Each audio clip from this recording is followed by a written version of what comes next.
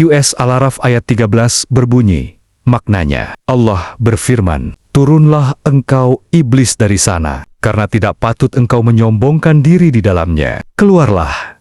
Sesungguhnya engkau termasuk makhluk yang hina. Ayat ini tampak seperti kisah kosmik tentang iblis. Dalam tasawuf, ayat ini dibaca lebih dekat, lebih sunyi, dan lebih berbahaya. Ia sedang berbicara tentang aku, tentang ego yang menolak tunduk. Dengan pendekatan tadabur kalbu dan tazkiyatun nafs, para imam sufi tidak berhenti pada cerita, tetapi menyingkap hukum batin yang bekerja di dalam jiwa manusia. Imam Junaid al-Baghdadi memandang kesombongan bukan sekadar dosa moral, tetapi hijab, ma'rifat. Ketika Allah berfirman, tidak patut engkau menyombongkan diri di dalamnya. Di dalamnya secara isyari menunjuk pada hadrah ilahiyah, ruang kedekatan dengan Allah. Hakikatnya sederhana tapi tajam. Siapa yang masih melihat dirinya amalnya, ilmunya, kesuciannya tidak layak berada dalam hadirat marifat. Marifat menuntut fana, al-nafs, lenyapnya klaim diri. Sedangkan iblis justru menguatkan aku lebih baik, aku dari api. Maka ia diturunkan, bukan karena kurang ibadah, tetapi karena terlalu sadar akan dirinya sendiri. Dalam kacamata Junaid, ayat ini adalah peringatan halus bagi salik. Jatuh dari jalan bukan selalu karena maksiat lahir, tapi karena kesombongan batin yang tersembunyi di balik ketaatan. Imam Al-Ghazali memperdalam luka ini dari sisi tazkiyatun nafs. Dalam Ihya, beliau menegaskan bahwa kesombongan adalah penyakit nafs yang paling licin. Iblis tidak menolak Allah, ia hanya menolak perintah karena merasa punya standar sendiri. Maka firman, keluarlah. Sesungguhnya engkau termasuk makhluk yang hina, menunjukkan satu hukum ruhani. Kehinaan bukan karena rendahnya asal, tapi karena menolak tunduk total kepada kebenaran. Dalam tadabur kalbu, ayat ini berbicara setiap kali hati berkata, aku sudah sampai, aku lebih paham, aku lebih bersih. Itulah momen ketika seseorang secara batin diturunkan dari makom kedekatan. Meski secara lahir masih beribadah, hakikat ma'rifatullah dalam ayat ini justru terletak pada kebalikannya. Ma'rifat tidak naik dengan merasa tinggi, tapi hadir ketika merasa tiada. Bukan yang banyak amalnya yang dekat, melainkan yang tidak lagi melihat amalnya. Bukan yang merasa suci, tapi yang terus-menerus menyaksikan kefakirannya di hadapan Allah. Ayat 13 ini adalah cermin tajam. Allah tidak mengusir makhluk, tetapi menyingkap siapa yang masih membawa aku ke dalam hadiratnya. Selama aku berdiri,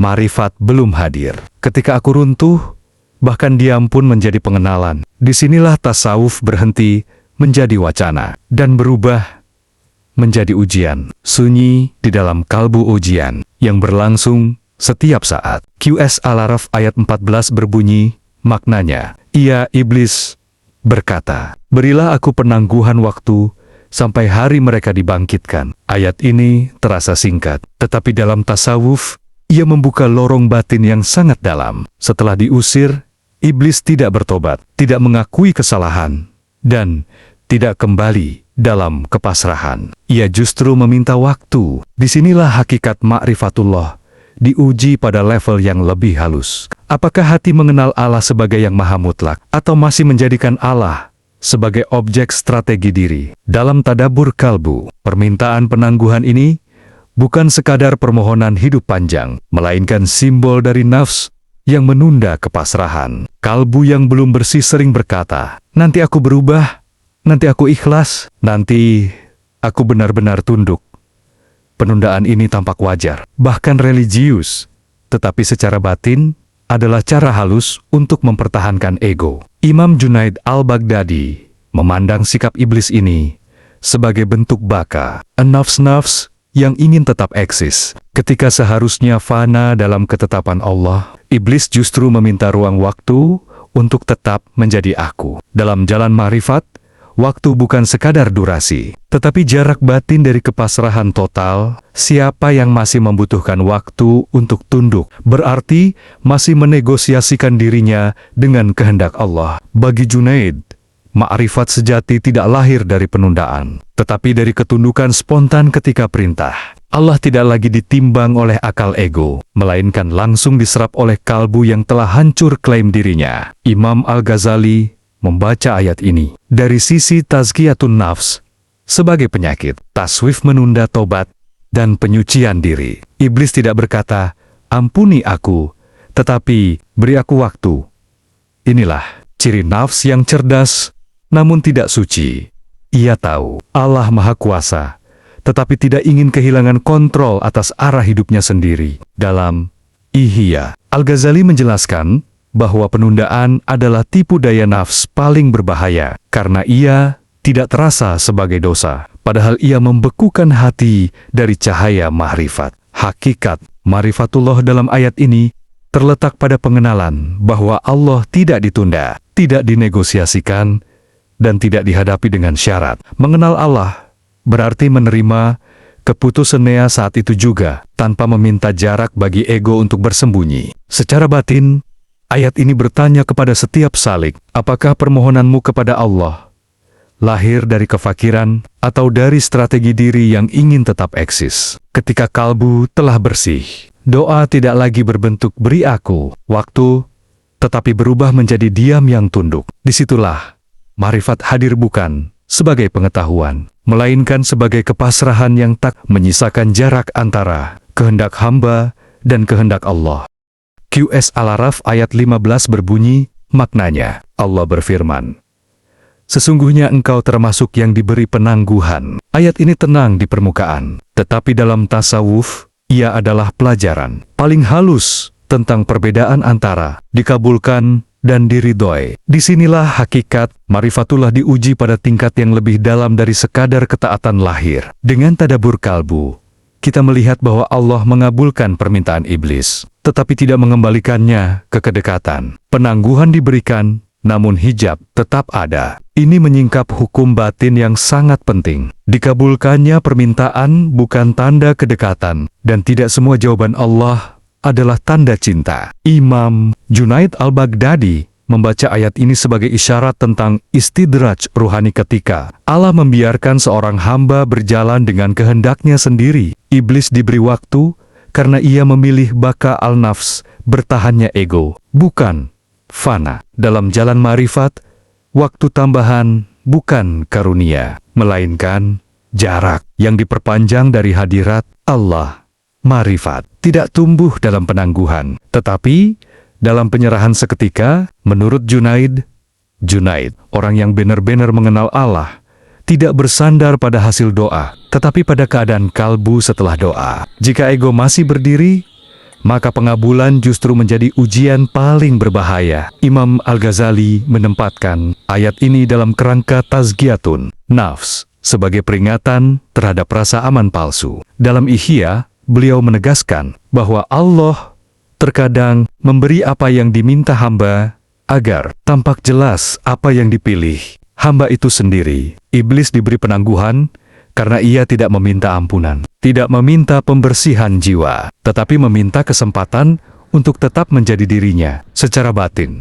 Ayat ini menyingkap tabir penting. Allah Maha memberi, tetapi ma'rifat hanya diberikan kepada yang rela kehilangan dirinya. Apa yang tetap hidup di dalam diri, itulah yang menghalangi cahaya. Hakikat ma'rifatullah dalam ayat 15 adalah pengenalan bahwa ridha Allah bukan selalu terletak pada pemberian, melainkan pada pencabutan klaim diri. Ketika kalbu disucikan, seorang hamba tidak lagi sibuk dengan dikabulkan atau tidak, karena yang dicari bukan hasil, melainkan hadirnya Allah dalam kehancuran ego. Ayat ini mengajarkan satu adab sunyi bagi para salik. Takutlah bukan ketika doa ditolak, tetapi ketika doa dikabulkan sementara kalbu tidak berubah. Disitulah ma'rifat diuji apakah Allah sedang mendekatkan atau sedang membiarkan. QS Al-Araf ayat 16 berbunyi maknanya, ia, iblis, berkata, "Karena engkau telah menyesatkanku, aku benar-benar akan menghalangi mereka dari jalanmu yang lurus." Ayat ini adalah titik balik yang sangat menentukan dalam kisah batin. Di sini bukan lagi kesombongan terang-terangan, melainkan pembelokan makna tentang Allah Dalam tasawuf, inilah wilayah paling berbahaya bagi pencari ma'rifat. Ketika seseorang masih berbicara tentang Allah, tetapi menggunakan Allah untuk membenarkan nafsnya sendiri. Dalam tadabbur kalbu, kalimat "karena engkau telah menyesatkanku" menunjukkan pemindahan tanggung jawab. Iblis tidak berkata, "Aku salah," melainkan menisbatkan kesesatan kepada Allah. Secara lahir, tampak seperti pengakuan tauhid, tetapi secara batin itu adalah tauhid yang kehilangan adab. Kalbu yang belum disucikan sering terjatuh pada jebakan ini, menyebut takdir, qada, atau kehendak Allah untuk menutupi penolakan batin terhadap perintahnya. Imam Junaid al-Baghdadi membaca ayat ini sebagai hilangnya adab al-ubudiyah. Dalam ma'rifat, mengenal Allah tidak cukup dengan mengakui kekuasaannya, tetapi harus disertai penghancuran klaim diri. Ketika iblis berkata, "Engkau telah menyesatkanku," ia masih berdiri sebagai subjek yang menilai perbuatan Allah. Bagi Junaid, selama seseorang masih merasa berhak menafsirkan Allah dari posisi ego, maka ia belum masuk wilayah marifat, melainkan baru berada di wilayah wacana. Imam Al-Ghazali menyingkap ayat ini dari sisi tazkiyatun nafs sebagai penyakit ihtij bil qadar, berdalih dengan takdir. Dalam Ihya, beliau menjelaskan bahwa berdalih dengan takdir sebelum mensucikan jiwa adalah tanda nafs yang licin. Iblis mengakui Allah sebagai sebab, tetapi menjadikan pengakuan itu sebagai senjata untuk membangkang lebih jauh. Maka kesesatannya bukan karena tidak mengenal Allah, tetapi karena mengenal tanpa tunduk. Kalimat "aku akan menghalangi mereka dari jalanmu yang lurus" dalam tadabbur kalbu tidak selalu berarti mengajak kepada maksiat kasar. Jalan lurus sering dihalangi justru dengan kesalehan palsu.